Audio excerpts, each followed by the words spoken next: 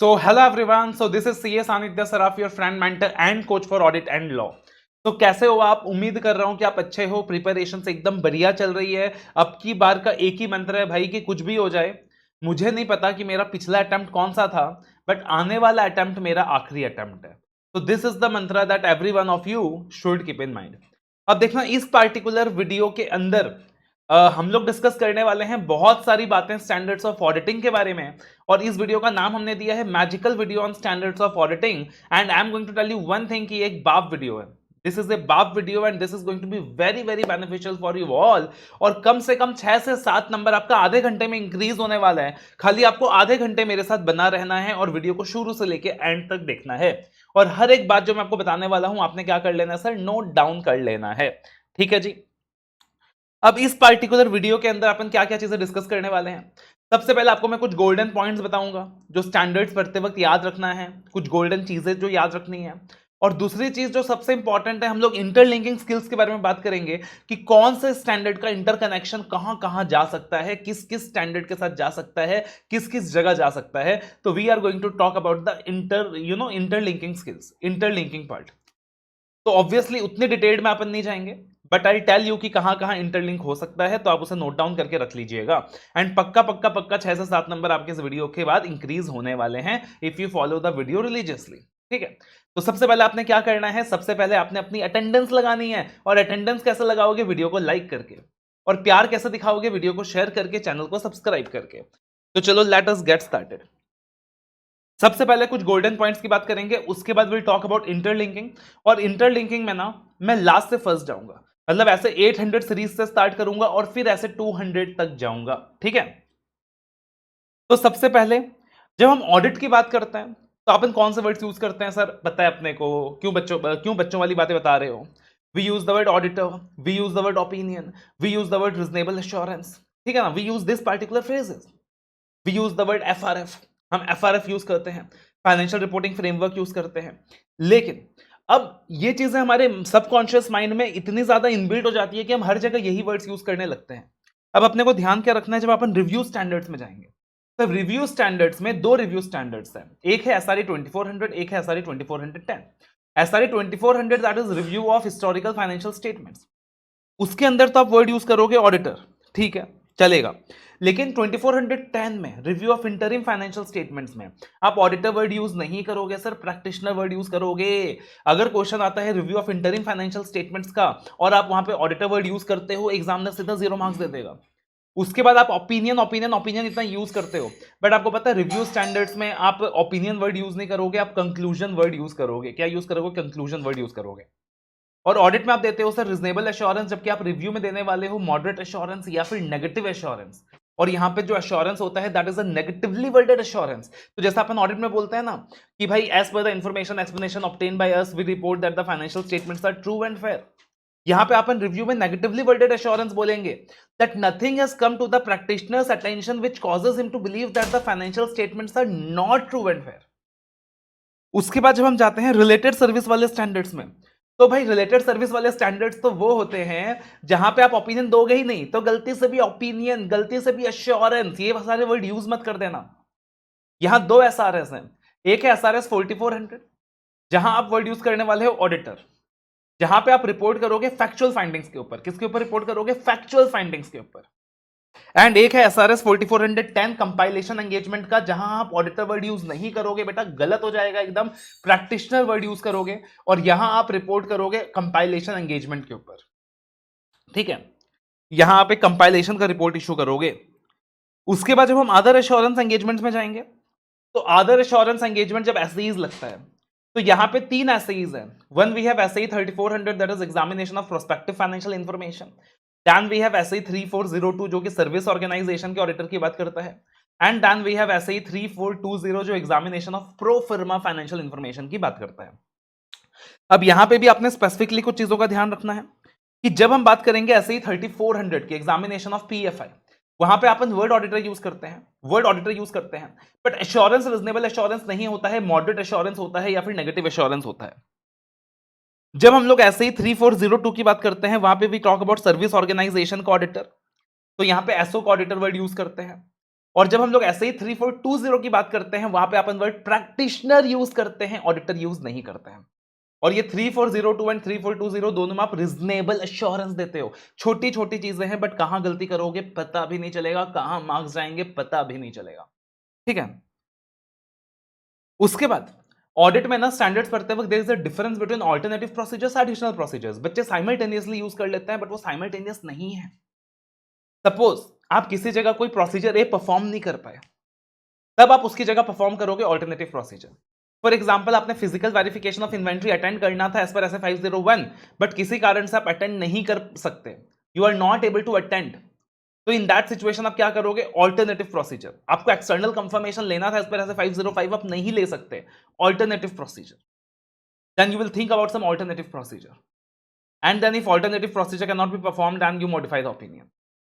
But additional procedure क्या है कि आपने प्रोसीजर परफॉर्म किया, फॉर एग्जांपल आपने एक्सटर्नल कंफर्मेशन लिया, but you are not satisfied with the result of that, तो आप कुछ एडिशनल करना चाहते हो, you want to perform some more procedures, तो that is called as additional procedure.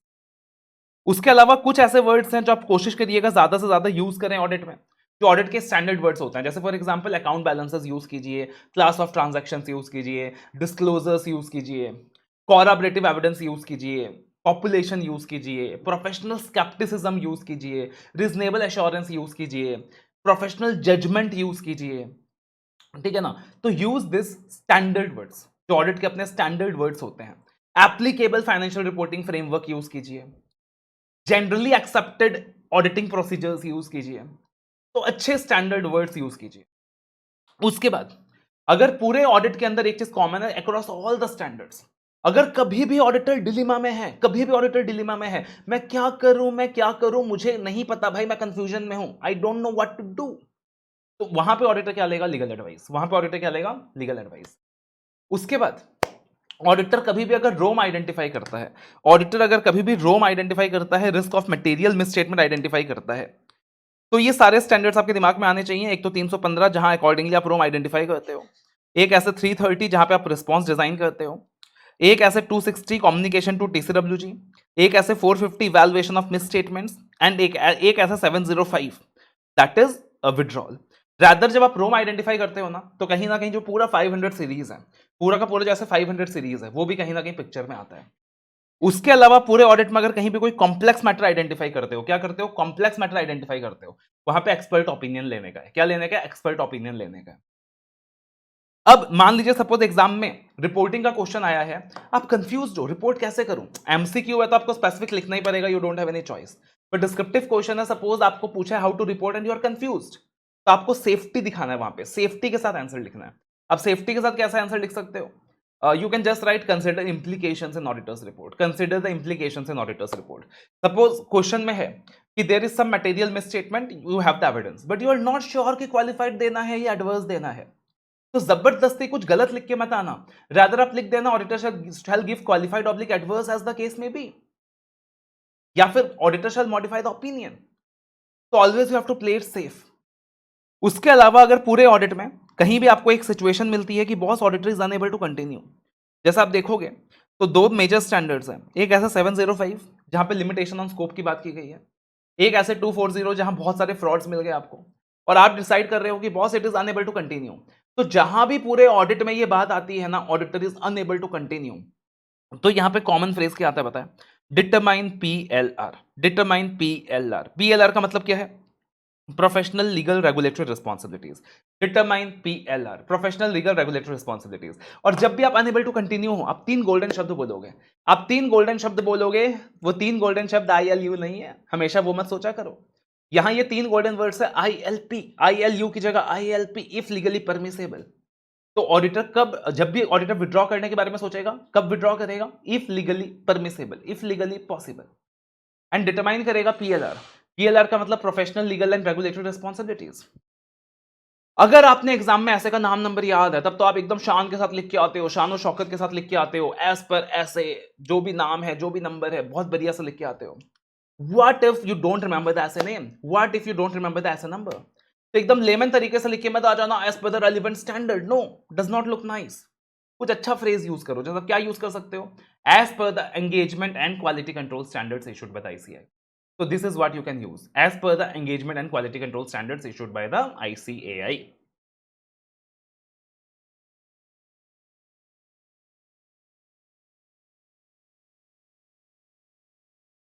उसके अलावा अब हम जाते हैं इंटरलिंकिंग स्किल्स की तरफ। इसमें बहुत मजा आने वाला है। And as I told you will go from the end से बिगनिंग की तरफ जाएंगे, ठीक है। आई बिलीव सारे स्टैंडर्ड्स का ब्रशअप है तुम्हारे पास। अगर सारे स्टैंडर्ड्स का ब्रशअप नहीं है, नहीं किया है तुमने अभी तक, क्लासेस वगैरह देखना बाकी है ऑडिट का, तो भाई ये वीडियो आपके लिए नहीं है। वीडियो बंद करें, पहले ऑडिट खत्म कर लें। सबसे पहले ऐसे 800 सीरीज, ऐसे 800 सीरीज से I am starting because again इसमें काफी सारे अमेंडमेंट्स भी हैं ऐसे 800 सीरीज के अंदर, काफी इंपॉर्टेंट भी एग्जाम के लिए।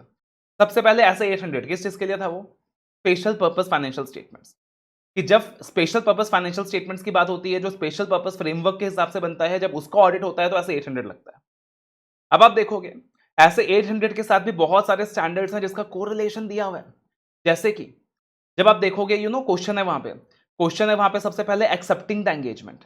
एक्सेप्टिंग द एंगेजमेंट में ऐसे 210 का ध्यान रखना है। किसका ध्यान रखना है सर? ऐसे 210 का ध्यान रखना है एक्सेप्टिंग द एंगेजमेंट के अंदर। उसके बाद क्वेश्चन है प्लानिंग एंड परफॉर्मिंग ऑडिट। भाई साहब उसमें आप देखोगे ऐसे 200 का रेफरेंस दिया हुआ है। आप उसमें देखोगे ऐसे 315 का रेफरेंस दिया हुआ है अंडरस्टैंडिंग ऑफ एंटिटी। आप उसमें देखोगे ऐसे 320 का रेफरेंस दिया हुआ है मेटलिटी के स्टैंडर्ड का ध्यान रखना।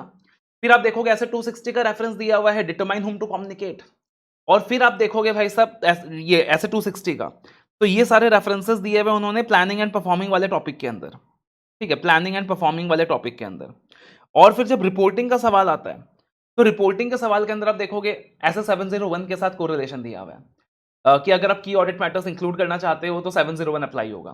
720 के साथ रेफरेंस दिया हुआ है कि जिस भी डॉक्यूमेंट में वो समरी फाइनेंशियल स्टेटमेंट वगैरह जाएगा तो उसको एनुअल रिपोर्ट मान के चलेंगे। जिस भी डॉक्यूमेंट में वो स्पेशल पर्पस फाइनेंशियल स्टेटमेंट वगैरह जाएगा उसको एनुअल रिपोर्ट मान के चलेंगे। ऐसा 720 लग जाएगा।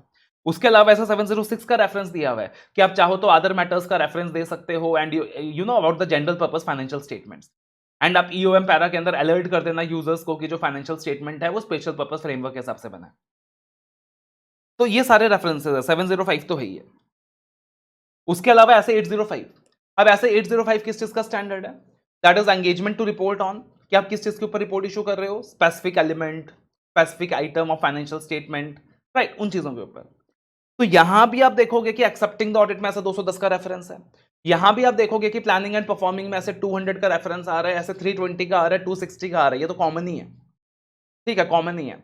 खाली आप यहां पे देखोगे कि सर 3 अलग अलग स्टैंडर्ड्स का रेफरेंस आ रहा है। यहां पे 240, 550, 570, इन 3 स्टैंडर्ड्स का भी रेफरेंस आ रहा है भाई साहब ऐसे 805 में। और फिर रिपोर्टिंग में वापस से 701 का रेफरेंस आ रहा है, वापस से 720 का रेफरेंस आ रहा है, और ये 705 का तो आ ही जाएगा। ऐसे 810 की बात करें, that is engagement to report on summary financial statements. 706 का रेफरेंस आ रहा है, ईओएम पैरा के अंदर बताना होता है, अलर्ट करना होता है यूजर्स को अगर स्पेशल पर्पस फ्रेमवर्क के हिसाब से बना है। और ऐसे 710 का रेफरेंस आ रहा है कंपैरेटिव्स, कि अगर पार्टिकुलरली कंपैरेटिव इंक्लूडेड है तो आप देख लेना कि अगर कंपैरेटिव इंक्लूडेड है और पिछले साल का जो ऑडिट है वो किसी और ने किया है तो ऐसे 710 के हिसाब से जो जो डिस्क्लोजर्स करने होते हैं आप वो डिस्क्लोजर्स कर दीजिए। इस तरीके से दिया हुआ है। अब रेफरेंसेस वैसे तो और भी हैं। आप बोलोगे सर क्या बात कर रहे हो, वहां पे तो अदर इन्फॉर्मेशन का भी रेफरेंस था और भी रेफरेंसेस थे, सब्सिक्वेंट इवेंट्स का भी था, है तो सही, बट ऐसे का नंबर नहीं दिया हुआ इंस्टीट्यूट ने। We have to be very careful. किसी ऐसे का रेफरेंस है, एप्लीकेशन यूज हो रहा है, बट ऐसे का नंबर इंस्टीट्यूट ने रेफर नहीं किया तो हम भी रेफर नहीं करेंगे। इंस्टीट्यूट ने ऐसे का नंबर रेफर किया है तो वहां हम भी ऐसे का नंबर रेफर करेंगे, ठीक है। उसके बाद ऐसा 720, अगर 800 सीरीज के बाद फिर 700 सीरीज में आते हैं तो 700 सीरीज में आखिरी स्टैंडर्ड कौन सा है? ऐसा 720 अदर इन्फॉर्मेशन। तो अदर इन्फॉर्मेशन का जो टॉपिक है इसके साथ एक रेफरेंस दिया वैसे 560 का, ठीक है, सब्सिक्वेंट इवेंट्स का। और साथ ही साथ आप बोल सकते हो कि सर अब ऐसे 800 805 के साथ भी इसका रेफरेंस आ जाएगा, अभी किया ना। उसके बाद ऐसे 710 कंपैरेटिव्स का जो स्टैंडर्ड है, आपको पता है ये जो कंपैरेटिव का स्टैंडर्ड है, मैं हमेशा बोलता हूं बेटा इसको करना ही ऐसे 510 के बाद है और इसको करना ही ऐसे 560 के बाद है।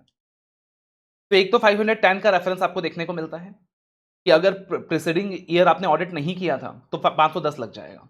एक ऐसे 560 का रेफरेंस देखने को मिलता है, सब्सिक्वेंट इवेंट्स का भी ध्यान रखना है। एक ऐसा 706 का रेफरेंस आपको देखने को मिलता है, आपको ऐसा 706 का रेफरेंस देखने को मिलता है कि अगर प्रीसीडिंग ईयर का ऑडिट किसी और ने किया है तो अपने अदर मैटर्स में डिस्क्लोज करना होता है कि ऑडिट किसने किया है, टाइप ऑफ ओपिनियन क्या है, डेट ऑफ रिपोर्ट क्या है, वो सारा कुछ। ऐसे 580 का भी रेफरेंस देखने को मिलता है बिकॉज अपन WR लेते हैं। रादर ऐसे 200 का भी रेफरेंस देखने को मिलता है बिकॉज अपने को प्रोफेशनल स्केप्टिसिज्म एक्सरसाइज करना होता है वहां पे। और ऐसा 705 का भी रेफरेंस देखने को मिलता है। उसके बाद ऐसा 610 जो कि स्टैंडर्ड है इंटरनल ऑडिटर का।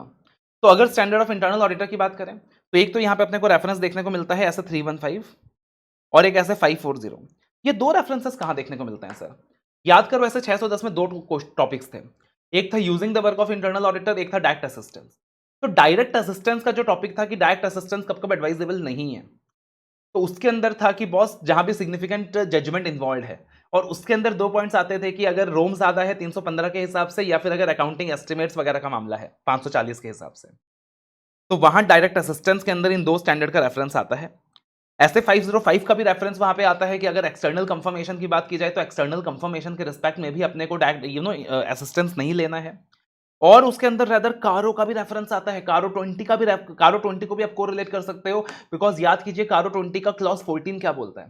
कारो 20 का क्लॉज 14 बोलता है कि अपने को रिपोर्ट करना होता है एज इंटरनल स्टैट ऑडिटर कि अगर इंटरनल ऑडिट डिपार्टमेंट एप्लीकेबल है, अगर इंटरनल ऑडिट डिपार्टमेंट एग्जिस्ट करती है तो वो कमेंसरेट है कि नहीं with the size and nature of the business.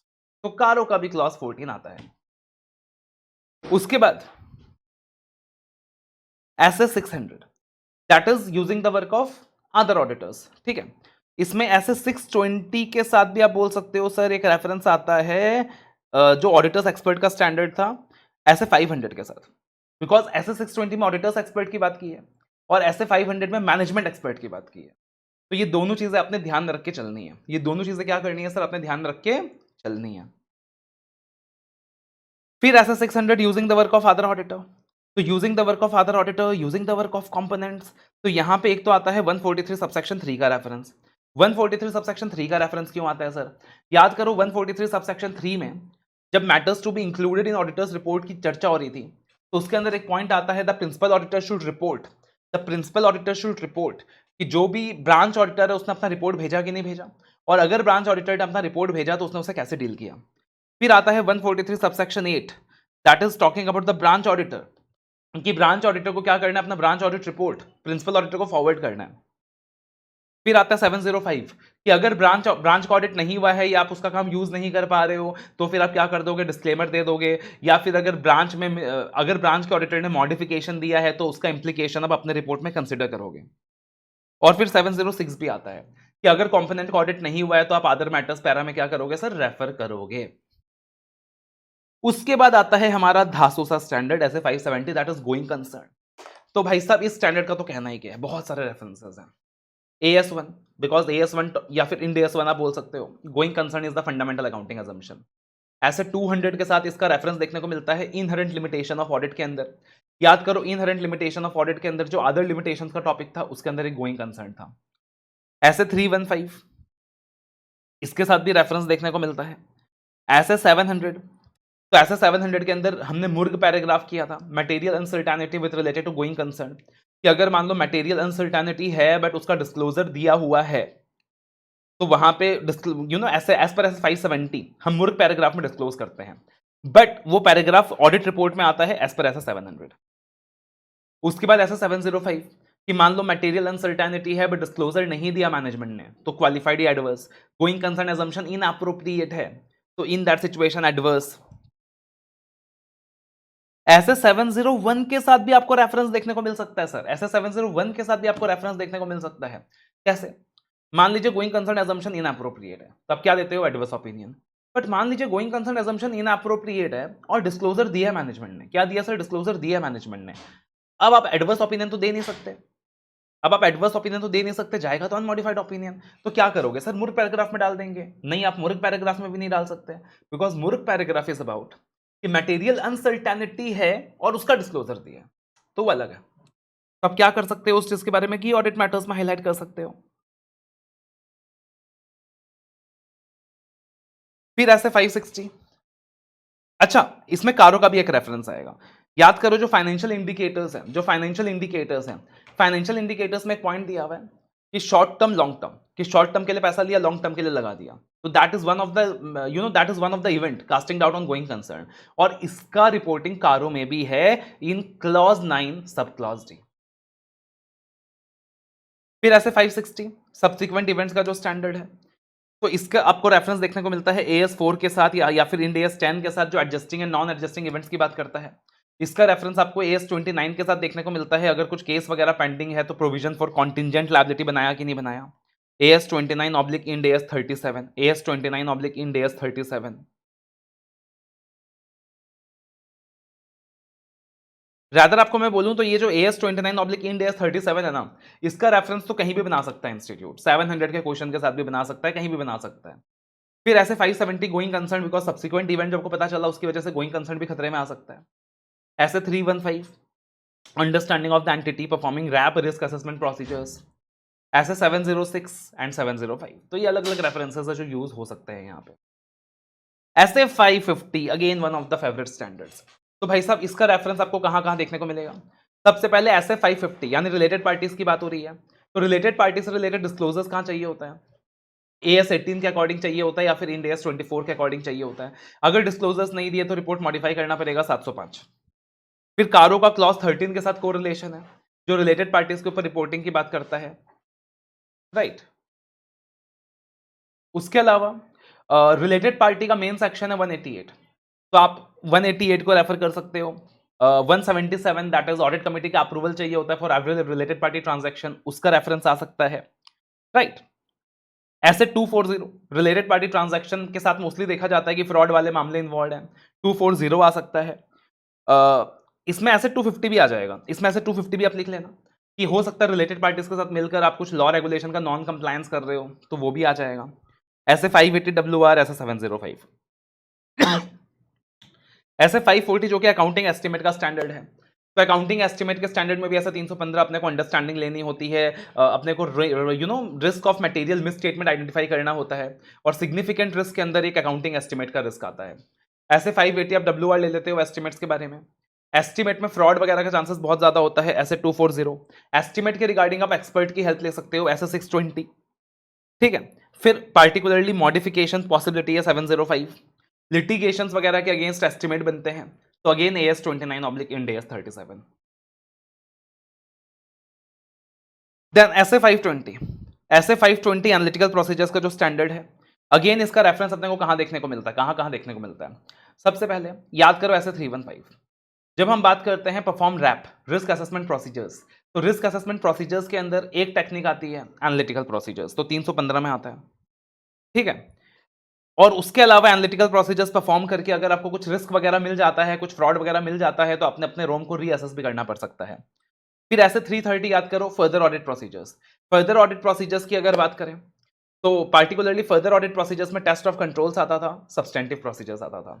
Substantive procedures के अंदर टेस्ट ऑफ डिटेल्स आता था और एनालिटिकल प्रोसीजर्स आता था, तो वहां भी ये आ जाएगा। ऐसे 500 याद करो methods of obtaining audit evidences. One of the methods of obtaining audit evidences is analytical procedures. Analytical procedures करके आपको फ्रॉड रिस्क मिल सकता है, तो ऐसे 240 आ जाएगा। ऐसे 320 मेटलिटी वाला स्टैंडर्ड आ सकता है, ऐसे 705। ऐसे 510 किस चीज का स्टैंडर्ड था? दैट इज ओपनिंग बैलेंसेस का, initial audit engagement opening balances. तो अगेन अगर ओपनिंग बैलेंसेस में गड़बड़ी है, मिस स्टेटमेंट्स है, तो 705 लग जाएगा। 706 बिकॉज अगर जो भी प्रीसीडिंग ईयर है उसको ऑडिट किसी और ने किया है तो आप अदर मैटर्स में डिस्क्लोज करोगे, और 710 के साथ तो इसका कोरिलेशन है ही है। ऐसे 505 जो कि एक्सटर्नल कंफर्मेशन का स्टैंडर्ड है, अगेन ऐसे 500 के according external confirmation is one of the methods of obtaining audit evidences, तो ऐसे 500 आ जाएगा, ठीक है। ऐसे 330 का रेफरेंस यहां पे आ सकता है because it is again one of the ways of responding to the risk. Particularly external confirmation करके, एक्सटर्नल कंफर्मेशन अगर आपको मैनेजमेंट नहीं लेने दे रहा तो वहां पे फ्रॉड का चांसेस बनता है, ऐसे 240। WR आप ले लेते हो ऐसे 580 एंड अगेन 705 तो आ ही जाएगा। ऐसे 501 दैट इज फिजिकल वेरिफिकेशन का जो स्टैंडर्ड है, तो देखना आप जो फिजिकल वेरिफिकेशन का जो स्टैंडर्ड है, सबसे पहला पार्टिकुलरली उसके अंदर ना एक ऐसे 200 का पॉइंट आता है। अब ऐसे 200 का क्या पॉइंट आता है? आपको याद है ऐसे 501 में बोला हुआ है कि आप फिजिकल वेरिफिकेशन अटेंड नहीं कर सकते। समटाइम्स हो सकता है कि आप फिजिकल वेरिफिकेशन अटेंड ना कर पाओ ड्यू टू अनफोर्सिन सर्कमस्टेंस। तो वहां पे इंस्टीट्यूट ना ऐसे 200 को कोरिलेट करता है और पार्टिकुलरली बोलता है कि अगर मान लो कोई डिफिकल्टी है, अगर मान लो क्या है, कोई डिफिकल्टी है और डिफिकल्टी की वजह से आप अटेंड नहीं कर पा रहे हो फिजिकल वेरिफिकेशन, तो वो इनहेरेंट लिमिटेशन नहीं है, तो वो अनफोर्सड सर्कमस्टेंस नहीं है। उसके अलावा 705 मॉडिफिकेशन का स्टैंडर्ड आ ही जाएगा। आप एक्सपर्ट को लेके जा सकते हो इन्वेंट्री का वेरिफिकेशन के लिए, अगर आपको लग रहा है कि वो WIP स्टेज वगैरह में है, और कारों का जो क्लॉज 2 है उसके साथ इसका कोरिलेशन बनता है। फिर ऐसे 500 जो ऑडिट एविडेंस का अपना स्टैंडर्ड है, तो सबसे पहले अगेन ऐसे 200, बिकॉज ऐसे 200 की एक रिक्वायरमेंट होती है ऑब्टेन सफिशिएंट एप्रोप्रिएट एविडेंसेस। ऐसे 330, ऐसे 505 एक्सटर्नल कंफर्मेशन का जो स्टैंडर्ड है, because that is one of the ways of obtaining evidences. ऐसे 520, because again analytical procedures, it is one of the ways of obtaining evidences. ऐसे 580, again it is the additional method of obtaining the evidences. ऐसा 705, अगर आपको evidence नहीं मिला तो आप qualified या डिस्क्लेमर देते हो। और साथ ही साथ इसका reference clause 8 part 1 second schedule के साथ भी बन सकता है। याद है clause 8 part 1 second schedule? Evidences नहीं मिला फिर भी आपने ओपिनियन दे दिया तो आपने डिस्क्लेम करना चाहिए। अगर आप डिस्क्लेम नहीं करते हो तो गिल्टी हो जाते हो। SA 450, that is evaluation of misstatements identified during the audit, evaluation of material misstatements. तो when we are talking about materiality, SA 320 comes into picture. ऐसे 330 का इंप्लीकेशन यहां पे आता है, responses to assessed risk. SA 260, we need to communicate to the TCWG। SA 705, ऐसे 315। ऐसे 402, particularly अगर ऐसे 402 की बात करें, दैट इज यूजर एंटिटी के ऑडिटर के एंगल से जो हम स्टैंडर्ड पढ़ते हैं कि यूजर एंटिटी अपना काम आउटसोर्स कर देती है, तो इसका रेफरेंस एक तो ऐसा 315 के साथ देखने को मिलता है कि अपने को अंडरस्टैंडिंग लेनी होती है उन सर्विसेज की। और अगर वहां पे सर्विस ऑडिटर के एंगल से बात हो तो ऐसे ही 3402 लग जाता है। फिर ऐसे 330, ऐसे 330, 315, 330, 315 टू 330 सीक्वेंस में करेंगे अपन। तो सबसे पहले ऐसा 315, भाई साहब बहुत खतरनाक है। अंडरस्टैंडिंग लेनी है, रोम आइडेंटिफाई करना है, सिग्निफिकेंट रिस्क वगैरह आइडेंटिफाई करना है। तो सिग्निफिकेंट रिस्क में एक तो फ्रॉड वाला रिस्क है, ऐसे 240। अकाउंटिंग एस्टिमेट का रिस्क है, ऐसे 540। रिलेटेड पार्टी वाला रिस्क है, ऐसे 550। गोइंग कंसर्न का रिस्क है 570। Non compliance with law regulation का रिस्क है 250। 402 के साथ कोरिलेशन बनता है, 550 के साथ कोरिलेशन बनता है, रिलेटेड पार्टी रिस्क है। ठीक है, अगर रैप परफॉर्म करके यानी रिस्क असेसमेंट प्रोसीजर्स परफॉर्म करके आपको रोम मिलता है, क्या मिलता है आपको? रोम मिलता है, रिस्क ऑफ मटेरियल मिसस्टेटमेंट मिलता है, आपको रिस्की फैक्टर्स मिलते हैं, आपको कुछ फ्रॉड वगैरह मिलता है, तो आपने जो रोम का असेसमेंट किया था आपको रिवाइज करना पड़ सकता है। ठीक है, उसके अलावा ऐसे 265 के साथ भी आप कोरिलेट कर सकते हो, ऐसे 265 के साथ भी आप कोरिलेट कर सकते हो, that is deficiency in internal control. फिर ऐसे 320 जो मेटलिटी वाला स्टैंडर्ड है, तो अगेन इसका कोरिलेशन ऐसे 450 के साथ बनता है, इवैल्यूएशन ऑफ मिस स्टेटमेंट ऐसे 330 के साथ बनता है, 705 के साथ बनता है, ऐसे 200 के साथ बनता है, बिकॉज मेटलिटी डिसाइड करने के लिए आपने जजमेंट अप्लाई करना पड़ेगा। ऐसे 260 के साथ बनता है, बिकॉज आपने TCWG को भी कम्युनिकेट करनी होती है। उसके बाद ऐसे 300, दैट इज ऑडिट प्लानिंग का जो स्टैंडर्ड है। तो बेसिकली अपने को कुछ भी अगर गलत मिले ना तो अपने को प्लानिंग रिवाइज करना पड़ेगा। फॉर एग्जांपल ऐसे 240 में अपने को फ्रॉड मिल गया, प्लानिंग रिवाइज करना पड़ेगा। 550 में कुछ रिलेटेड पार्टी का ट्रांजैक्शन चेक करते वक्त फ्रॉड मिल गया, प्लानिंग रिवाइज करना पड़ेगा। एनालिटिकल प्रोसीजर्स 520 में कुछ गलत मिल गया, प्लानिंग रिवाइज करना पड़ेगा। Similarly 560 subsequent events. ऐसे 299 joint audit of financial statements. तो सबसे पहले 139 सबसेक्शन 3, बिकॉज 139 सबसेक्शन 3 बोलता है that members of the company में resolve to appoint joint auditors. ठीक है, उसके अलावा बात करें तो ऐसे 300 ऑडिट प्लानिंग का standard, because planning joint auditors को मिलकर करनी होती है। रोम का असेसमेंट सबको मिलकर करना पड़ता है, 315। फिर उसके बाद 706, that is other matters. Other matters क्यों आ रहा है पता है? अदर मैटर्स इसलिए आ रहा है कि अगर डिसएग्रीमेंट हो गया जॉइंट ऑडिटर्स में तो उसके बारे में अदर मैटर्स में बताना है। ऐसे 260 कम्युनिकेशन टू TCWG। ऐसे 265 का correlation, that is deficiency in internal control, again particularly ऐसे 315 के साथ बनता है, ऐसे 330 के साथ बनता है, एंड 143 सबसेक्शन 3 के साथ बनता है, बिकॉज 143 सबसेक्शन 3 में क्लॉज आता था कि ऑडिटर को रिपोर्ट करना पड़ता था whether the internal financial control is effective. ऐसे 260 कम्युनिकेशन टू TCWG। वैसे तो इसका कोरिलेशन बहुत सारे स्टैंडर्ड के साथ बन सकता है, हर मेजर स्टैंडर्ड के साथ बन सकता है, बिकॉज कुछ भी गलत मिले आपको कम्युनिकेट टू TCWG। तो ऐसे 240, 250, प्रैक्टिकली 540, 550, 560 हर जगह इसका रेफरेंस आ सकता है, बट मेजर रेफरेंस है ऐसा 701 के साथ, दैट इज जो की ऑडिट मैटर्स का स्टैंडर्ड है। फिर भाई साहब एसेट 250, ये भी काफी इंपॉर्टेंट है। सबसे पहले जब भी एसेट 250 की बात करें, कारो दिमाग में आना चाहिए, कारो का क्लॉज 7। कारो का क्लॉज 7 स्टैट्यूटरी ड्यूज की बात करता है, और स्टैट्यूटरी ड्यूज में वो जो टैक्स वाले ड्यूज आते हैं उसका एक मटेरियल इफेक्ट होता है फाइनेंशियल स्टेटमेंट्स में। तो पार्टिकुलरली अगर आपको बोला जाए कि स्टैट्यूटरी ड्यूज में डिफॉल्ट हुआ है, तो क्लॉज 7 ऑफ कारो तो लिखोगे लिखोगे, ऐसे 250 के हिसाब से भी रिपोर्टिंग की रिक्वायरमेंट बताओगे। ऐसे 705 आ जाएगा, ऐसे 200 आ जाएगा, फ्रॉड के चांसेस हैं 240 आ जाएगा, WR ले लोगे ऐसे 580 आ जाएगा, ऐसे 315 तो आ ही जाएगा। एंड यस, पेंडिंग लिटिगेशंस की बात हो रही है तो AS 29/Ind AS 37 भी दिमाग में आना चाहिए। ऐसे 240 तो पार्टिकुलरली जो फ्रॉड का स्टैंडर्ड है भाई साहब, तो ऐसे 200 आ जाएगा बिकॉज प्रोफेशनल स्केप्टिसिज्म एक्सरसाइज करना पड़ेगा तभी फ्रॉड ढूंढ पाओगे। ऐसे 315 आ जाएगा बिकॉज सिग्निफिकेंट रिस्क के अंदर फ्रॉड आता है। ऐसे 330 आ जाएगा, 320 आ जाएगा, 260 कम्युनिकेशन टू TCWG, 580 WR लेना है, 705 reporting, 550 related parties because major chances है फ्रॉड का, 250 non compliance with laws regulation. SA 505 के अंदर अगर मैनेजमेंट एक्सटर्नल कंफर्मेशन के लिए मना कर देता है वो भी फ्रॉड का इंडिकेटर है। 143 सबसेक्शन 12 के अकॉर्डिंग कारो का जो रिपोर्टिंग है, ये सारी चीज, और 143 सबसेक्शन 12 के अकॉर्डिंग जो सीजी को रिपोर्टिंग करनी होती है, और कारो के अकॉर्डिंग क्लॉज 11, तो इन सब चीजों के साथ आप क्या कर सकते हो, कोरिलेट कर सकते हो। ऐसे 580 भाई साहब जिसके साथ लगाना है उसके साथ लगा दो, जिस स्टैंडर्ड के साथ लगाना है उसके साथ लगा दो। ऐसे 250, 450, 501, 505, 540, 550, 560, 570, 705, अगर WR नहीं मिला तो डिस्क्लेमर दे देते हो। और ज्यादा इसका इंप्लीकेशन आपको SREs और SAEs में भी देखने को मिलेगा। ऐसे 706, 700 का जो सीरीज है अपना, वो हमने उस टाइम लिया नहीं था, तो 706, तो पार्टिकुलरली 706 की बात करें तो एक जगह आप ऐसे 210 के साथ भी कोरिलेट कर सकते हो, that is FRF unacceptable but appointment is required by law regulation, तो EOM पैरा में उसका डिस्क्लोजर देना होता है। फिर ऐसे 800 के अकॉर्डिंग भी EOM पैरा में आपको डिस्क्लोजर देना होता है that financial statements are prepared as per SPF। ऐसे 810 के अकॉर्डिंग भी आपने EOM पैरा में अलर्ट करना होता है अगर financial statement special purpose framework के हिसाब से बना है। देन ऐसे 560 सब्सिक्वेंट इवेंट्स के स्टैंडर्ड में भी आप EOM पैरा में रेफरेंस देते हो जब भी कुछ एडजस्टमेंट वगैरह होता है।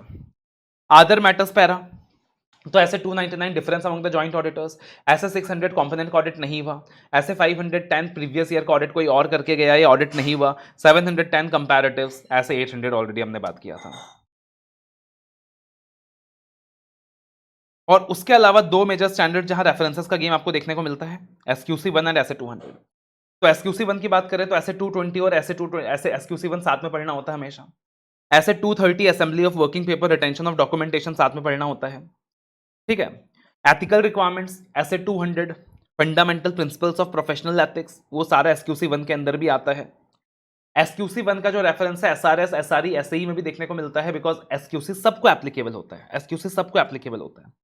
उसके अलावा SQC1 का एक ऑब्जेक्टिव ही ये इंश्योर करना कि सारे रेगुलेटरी रिक्वायरमेंट्स पूरी हो रही हैं कि नहीं, सारे जो भी लॉ की रिक्वायरमेंट्स है वो पूरी हो रही है कि नहीं। इसका मतलब कोई भी लॉ का वायलेशन है, आपने किसी भी स्टैंडर्ड के हिसाब से कुछ कंप्लायंस नहीं किया है, या फिर आपने कुछ भी रेगुलेटरी रिक्वायरमेंट्स फॉलो नहीं की है, उसके बारे में आपने रिपोर्ट नहीं किया है, तो आप SQC1 के ऑब्जेक्टिव को वायलेट कर रहे हो, तो वो भी आ जाएगा। और ऐसे 200 दैट इज भैया ये तो अपना मदर स्टैंडर्ड है, इसके अंदर तो रेफरेंसेस ही रेफरेंसेस हैं, overall objective of the auditor. ऐसे 315 ऑडिट रिस्क, ऐसे 500 audit evidences, 705 limitation on scope, ऐसे 260। ऐसे 200 के अंदर एक रिक्वायरमेंट आती है कॉन्फिडेंशियलिटी, तो कॉन्फिडेंशियलिटी को आप कोरिलेट कर सकते हो clause 1 part 1 of second schedule के साथ भी। Professional judgement is one of the major requirements of SA 200 जो अपने को मेजर स्टैंडर्ड्स में देखने को मिलता है, जैसे कि ऐसे 500, 320, 705, 330। Professional scepticism again one of the major requirements SA 240 में देखने को मिलता है। अगर आप प्रोफेशनली स्केप्टिसिज्म एक्सरसाइज नहीं करते हो तो कहीं ना कहीं आप ग्रॉसली नेग्लिजेंट भी होते हो, तो क्लॉज 7 पार्ट 1 सेकंड शेड्यूल में भी इसका रेफरेंस देखने को मिलता है, राइट। और प्लस आप SQC के साथ भी कोरिलेट कर सकते हो, आप SQC के साथ भी क्या कर सकते हो सर, कोरिलेट कर सकते हो, SQC के साथ भी कोरिलेट कर सकते हो। ऐसे 200 ये भी कहता है you have to comply with the SAs, SA 200 ये भी कहता है you have to comply with the SAs, यानी 143 सबसेक्शन 9 के साथ भी आप कोरिलेट कर सकते हो, बिकॉज 143 सबसेक्शन 9 भी बोलता है कंप्लायंस विद द एसेस। और अगर आप ऐसे कंप्लाई नहीं कर रहे, इसका मतलब आप गैप कंप्लाई नहीं कर रहे, तो आप क्लॉज 9 पार्ट 1 सेकंड शेड्यूल में भी गिल्टी हो जाते हो, क्लॉज 9 पार्ट 1 सेकंड शेड्यूल में भी गिल्टी हो जाते हो। प्लस एसक्यूसी के साथ भी इसका कोरिलेशन बनता है। तो आई बिलीव मजा आया होगा और थोड़ा बहुत कहीं ना कहीं दिमाग को झटका भी जरूर लगा होगा, है ना। तो भाई दिमाग को झटका लगा है, अच्छी बात है। जो रेफरेंसेस समझ में आ गए, कनेक्ट हो गए, बहुत अच्छी बात है। और जो रेफरेंसेस कनेक्ट नहीं हुए तो भाई जाओ एक बार नोट्स को रिवाइज करो, देखो ये चीजें कैसे कनेक्ट हो रही हैं आपस में। And I believe that this video is going to be very beneficial for you. Exam से पहले भी जो अपने पास 1.5 डेज का टाइम है, एक बार इस वीडियो को देख लेना, आपका काम हो जाएगा। All the very best, love you all, take care.